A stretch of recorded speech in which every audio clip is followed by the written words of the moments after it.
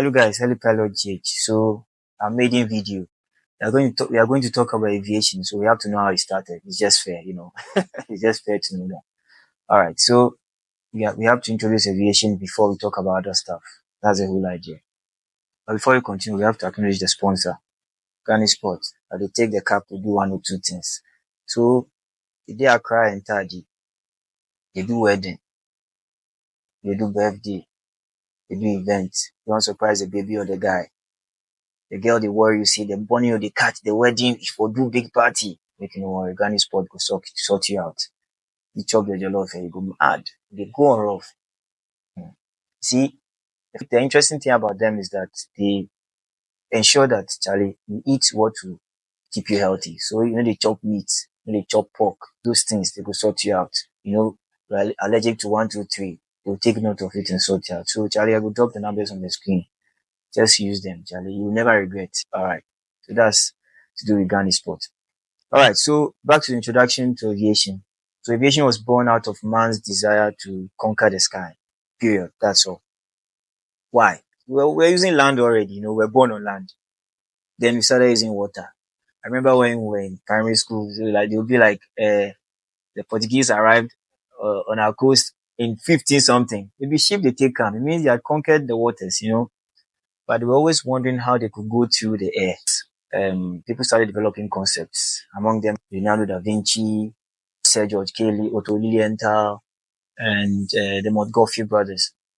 So many people contributed, like Louis Blériot, Glenn Curtis, so many.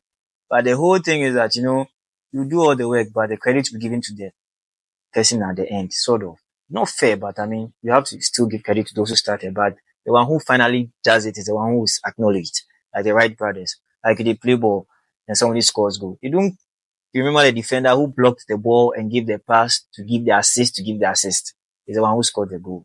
That's like you have to take it or leave it. So if we talk about Leonardo da Vinci, it's about the concept. If we talk about the Montgolfier brothers, they looked more into hot air balloons. If you look at Otto Lilienthal, he was more of a glider guy. And then Sir George Cayley, he's sort of giving credit for the fixed wing propulsion, lift generation, that kind of thing. But ultimately, the Wright brothers took the trophy. They were acknowledged as like the fathers of aviation. And guess what? The flight was only 120 feet. 12 seconds. Now they do like 18-hour flights and things, Charlie. Just 12 seconds. But I know that should tell you how far we've gone. From biplanes to like A380s. That's how far the world has gone. Then even to helicopters, to my baby helicopter here. Okay, so that's how aviation has evolved. And now we have been trying to go electric, clean energy, hydrogen fuel, so many things. That's how far aviation is going. And this whole space cannot be on its own. It's regulated by a body. So the body is the International Civil Aviation Organization. And every country has its own body, which is sort of affiliated to the mother body. And this body sort of has some kind of regulation that everybody is supposed to develop their regulations in tandem with. This world won't be fair like that, so there are a few of the countries that are ahead of others, like developing and developed. So in America, the standards will be higher, or in the EU, the standards will be higher. However, the organization has a concept of no country left behind. So they try to make sure that every country meets the minimum that will ensure safety. However, if you're able to upgrade to the standards of the developed countries, it's all the best for you, So that's the whole idea. It's a very difficult place to be for the organization trying to manage these things. But they eventually still get it, Aviation is still the safest way to travel. Statistics show the safest way to travel compared to other forms of transport. So basically, that's the whole thing about aviation.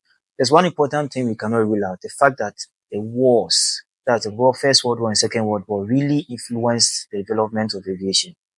So now, during the wars, the aircraft was mainly for combat purposes. But after the wars, there were so many aircraft and pilots with nothing to do, sort of. And in between the two wars, aviation started evolving. So you notice that the international body was formed just at the tail end of the war, 1944. That's the Second World War. And after that, it has grown since. We are now in a clean energy era. And I don't know how far we are going, but we are just going. And it's a positive step. In the right direction. So basically, that's a brief overview of aviation.